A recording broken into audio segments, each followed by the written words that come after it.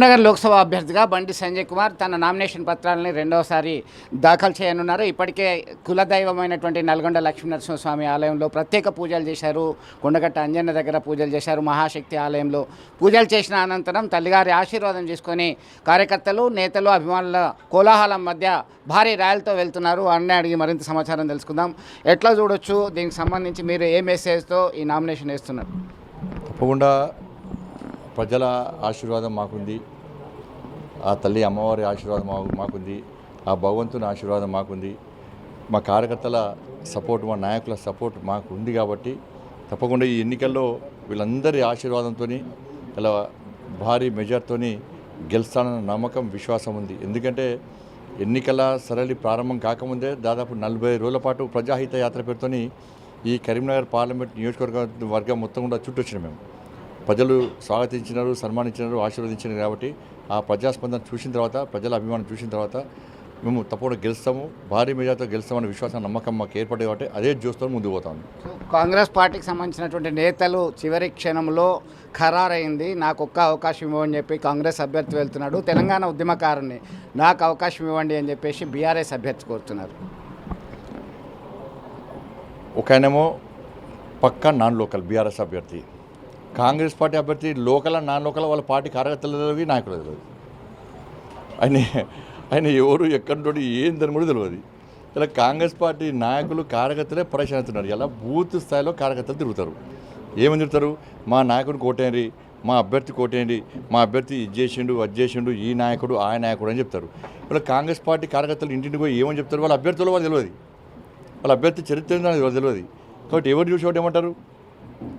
కాబట్టి వాళ్ళిద్దరూ వ్యాపారాల పైసలు సంపాదించుకోవడానికి, వ్యాపారాలు చేసుకోవడానికి, సంపాదించిన డబ్బును కాపాడుకోవడం కోసం మాత్రమే వాళ్ళు పోటీ చేస్తున్నారు.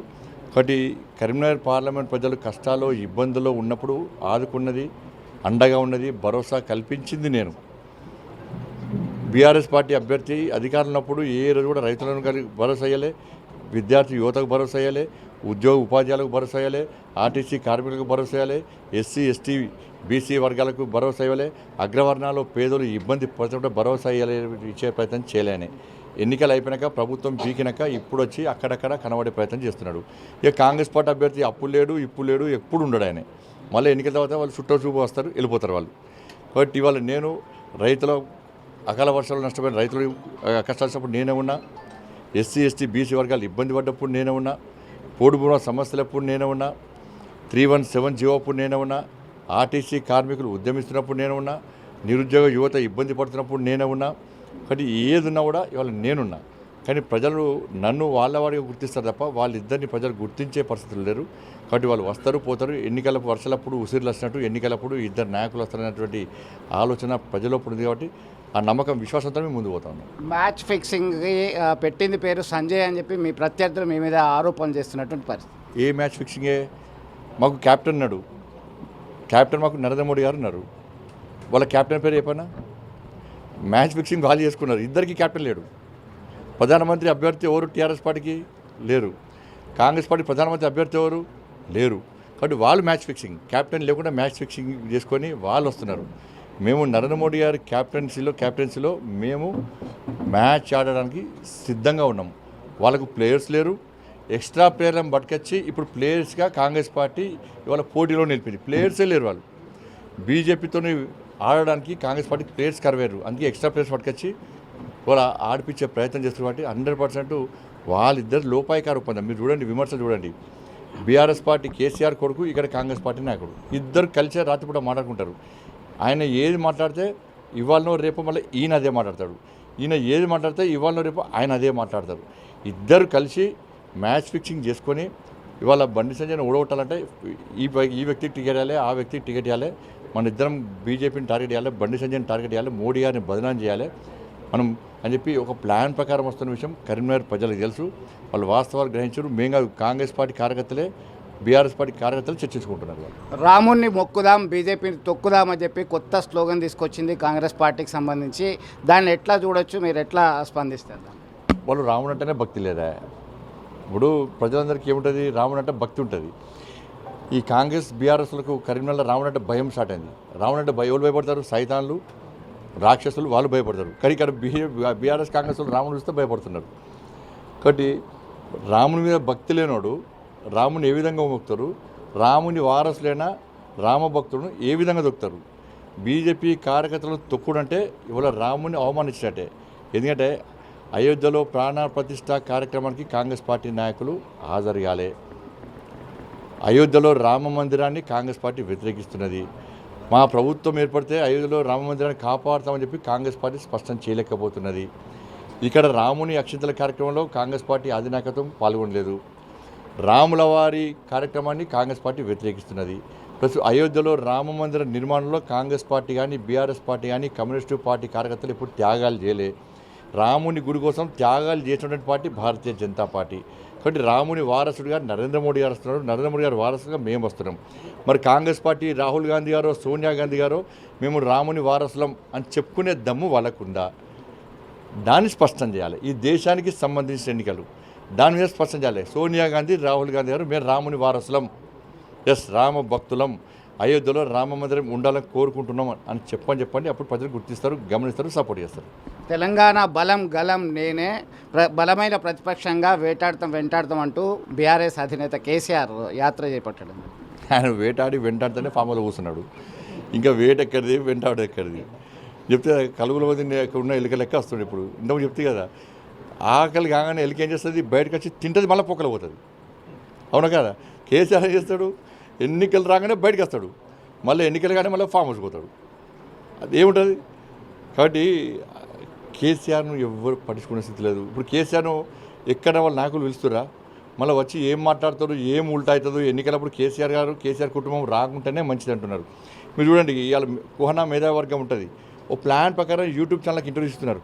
కేసీఆర్ పొరపాటు చేయకుండా మంచిగా బాగుంటుండే అని మళ్ళా కొత్తగా స్టార్ట్ చేసినట్టు. అంటే పాపం కేసీఆర్ అనేటువంటి వాతావరణం తయారు చేస్తున్నారు. కానీ ప్రజలను ఇంత ముంచి ఇంత సర్వనాశనం చేసి బతుకులను నాశనం చేసేటువంటి కేసీఆర్ను ప్రజలు నమ్మే పరిస్థితులు. కేసీఆర్ కుటుంబానికి గుణపాఠం చెప్పిందే ప్రజలు. ఆ ప్రజలు మళ్ళీ బీఆర్ఎస్ పార్టీ గుర్తించే పరిస్థితులు లేదు. జాతీయ స్థాయిలో నరేంద్ర మోడీ ప్రధానమంత్రి హోదాలో ఒక స్పీచ్ ఇచ్చారు. దాని మీద విమర్శలు చేస్తున్నారు ప్రతిపక్షాలకు చెందినటువంటి నేతలు. 2006లో మన్మోహన్ సింగ్ చేసినటువంటి మెసేజ్ని పట్టుకొని మొదటి అవకాశము మైనార్టీలకు ఇస్తారని చెప్పారు. దాన్ని ఇప్పుడు తెర మీదకి తీసుకొచ్చిండ్రు, హేట్ స్పీచ్ అని చెప్తున్నటువంటి పరిస్థితి. వాళ్ళు చెప్తున్నారు, మన్మోహన్ సింగ్ గారు మాట్లాడింది వాళ్ళు చెప్తున్నారు కదా, దానికి కౌంటర్ చేయకుంటే ఏమవుతుంది? ఇవాళ కంపల్సరీ ఇవ్వాలి కదా. కాబట్టి ఇచ్చిర్రు. వాళ్ళ ప్రశ్నలోనే సమాధానం ఉంది. ఇప్పుడు 50% రిజర్వేషన్ల సడలింపు ఎత్తేస్తా అని చెప్పి అన్నారు. ఎవరి కోసం ఎత్తేస్తున్నారు? దేనికోసం ఎత్తేస్తున్నారు? ఎస్సీ ఎస్టీ బీసీల గురించి కాంగ్రెస్ పార్టీ ఎప్పుడన్నా మాట్లాడిందా? ఇలా నరేంద్ర మోడీ గారి ప్రభుత్వం దేశంలో ఏర్పడ్డ తర్వాత 27 మంది బీసీ ఎంపీలను మంత్రులు చేసిన ఘనత నరేంద్ర మోడీ గారిది. 12 మంది ఎస్సీ ఎంపీలను మంత్రులు చేసిన ఘనత నరేంద్ర మోడీ గారి. 8 మంది ఎస్టీ ఎంపీలను మంత్రులు చేసిన ఘనత నరేంద్ర మోడీ గారి. అగ్రవర్ణాల్లో పేదలకు రిజర్వేషన్ సౌకర్యం కల్పించిన ఘనత నరేంద్ర మోడీ గారిది. ఈ అన్నిటి గురించి కాంగ్రెస్ పార్టీ ఎప్పుడన్నా మోడీ గారిని శభాష్ అన్నదా? ఇవాళ 50% సర్వీస్ ఇది ఎవరి కోసం చేస్తున్నారు? వాళ్ళు దళిత క్రైస్తవులని చెప్పి వచ్చి దళితుల పుట్టగొట్టేటోళ్లకు, మైనార్టీ రిజర్వేషన్లతో పేరుతోని పేద ప్రజల పుట్టగొట్టడానికి, వాళ్ళ కడుపు నింపడానికి, వీళ్ళ కడుపు కొట్టడానికి మాత్రమే ఈ కాంగ్రెస్ పార్టీ ఈ విధంగా వివరిస్తున్న విషయం ప్రజలకు తెలుసు. అందుకే ప్రజలు ప్రశ్నించేటువంటి స్థితికి వచ్చారు వాళ్ళు. ఓవరాల్గా దేశంలో ఎన్ని స్థానాలతో చేపట్టే అవకాశం ఉంది భారతీయ జనతా పార్టీ ఎన్డీఏ? 370కి పైగా స్థానాలు, 400 పాయింట్లతో మేము గెలవబోతున్నాం. కరీంనగర్ లోక్సభ ప్రజలకు మీరు ఇచ్చే మెసేజ్? వాళ్ళ మీ ముందుకు వస్తున్నటువంటి అన్ని పార్టీల అభ్యర్థులను మీరు బేరీజ్ వేసుకోండి. ఎవరు మీకోసం ఉన్నారు, ఎవరు వాళ్ళ కోసం పనిచేస్తున్నారు. కాబట్టి ఇలా మీకోసం ఇలా నేను మొదటి నుంచి కూడా అనేక ఉద్యమాలు చేసిన వ్యక్తిని, అనేకసార్లు జైలుకు వెళ్ళిన వ్యక్తిని, 100 కేసులు తీసుకొని ఇలా మీకోసం కష్టపడి పనిచేస్తున్న వ్యక్తిని, ఇలా కరీంనగర్ పార్లమెంట్ నియోజకవర్గాన్ని 12,000 కోట్ల రూపాయలకు పైగా నిధులు తీసుకొచ్చి అభివృద్ధి చేసిన వ్యక్తిని. ఇలా బీఆర్ఎస్ పార్టీ సహకరిస్తే ఇంకా అభివృద్ధి జరిగేది. కాబట్టి నరేంద్ర మోడీ గారికి ప్రధానమంత్రిగా చేసేటువంటి ఎన్నికలు ఇవి. మీరు నాకు ఓటేస్తే నేను నరేంద్ర మోడీ గారికి ఓటేసి నరేంద్ర మోడీ దేశభక్తుడైన నరేంద్ర మోడీ గారిని ప్రధానమంత్రిగా చేస్తాం. కాంగ్రెస్ పార్టీ అభ్యర్థి ఎవరో ఎక్కడుంటాడో ఎప్పుడు వస్తాడో మీకు తెలియదు, నాకు తెలియదు, కాంగ్రెస్ పార్టీ కార్యకర్తలు కూడా తెలియదు. ఆయన ఓటేస్తే ఆయన గాంధీ కుటుంబానికి, రాహుల్ గాంధీకి, సోనియా గాంధీకి ఓటేస్తాడు, కుటుంబానికి ఓటేస్తాడు. బీఆర్ఎస్ పార్టీ అభ్యర్థి కోటేస్తే ఆయన కేసీఆర్ కోటేస్తాడు. దేశ ప్రధానిగా కేసీఆర్ గారు ఉండాలన్నా, రాహుల్ గాంధీ, సోనియా గాంధీ కుటుంబం ఉండాలన్నా, నరేంద్ర మోడీ గారు ఉండాలన్నా, మీరు ఒక్కసారి బేరీజు వేసుకోండి. ఇలా ఆపదలో కష్టాలు ఆదుకునేటువంటి వ్యక్తిని, అండగా ఉండే వ్యక్తిని, భరోసా కల్పించే వ్యక్తిని నేను. వాళ్ళు చూపుగా ఎన్నికలప్పుడే వచ్చే వ్యక్తులు వాళ్ళు. కాబట్టి ఇవన్నిటిని బేరీజు వేసుకొని ఒక మంచి నిర్ణయం ప్రకటించాల్సిందిగా మీ అందరికీ విజ్ఞప్తి చేస్తూ, ముఖ్యంగా మీరందరూ కూడా ఇలా కరీంనగర్ పార్లమెంట్లో 100% ఓటింగ్ కోసం ఇలా భారతీయ జనతా పార్టీ ప్రయత్నం చేస్తున్నది. ఇవాళ తెలంగాణ దేశ చరిత్రలో కరీంనగర్ పార్లమెంట్ నియోజకవర్గంలో 100% ఓటింగ్ జరిగింది అని చెప్పి ఒక చర్చ జరిగే విధంగా ప్రతి ఒక్కరు కూడా ఓటు హక్కును వినియోగించుకొని మీ నిర్ణయాన్ని ప్రకటించాల్సిందిగా విజ్ఞప్తి చేస్తాం. All the best. సో ఇది బడుగు బలహీన వర్గాలు, దళితులు, రైతులు, నిరుద్యోగులు, ఆర్టీసీ కార్మికులు అందరి పక్షాన పోరాటం చేసింది. అండగా ఉండేది తను మాత్రమే. తనను బేరీజ్ చేసుకోండి, పోటీ చేసే అభ్యర్థులను చూసి ఓటేయాలి. కేంద్రంలో నరేంద్ర మోడీ ప్రభుత్వం వస్తుంది, ఖచ్చితంగా ఇక్కడ గెలిచి తీరుతామనేటువంటి ధీమా వారి మాటల్లో ఉంది. వీడియో జర్నలిస్ట్ సుమంత్తో కలిసి చంద్రశేఖర్, RTV, కరీంనగర్. మరిన్ని వీడియోస్ కోసం ఛానల్ ని సబ్స్క్రైబ్ చేయండి. లేటెస్ట్ అప్డేట్స్ కోసం వాట్సాప్ ఛానల్ ని ఫాలో చేయండి. అండ్ లింక్ డిస్క్రిప్షన్ లో ఉంది.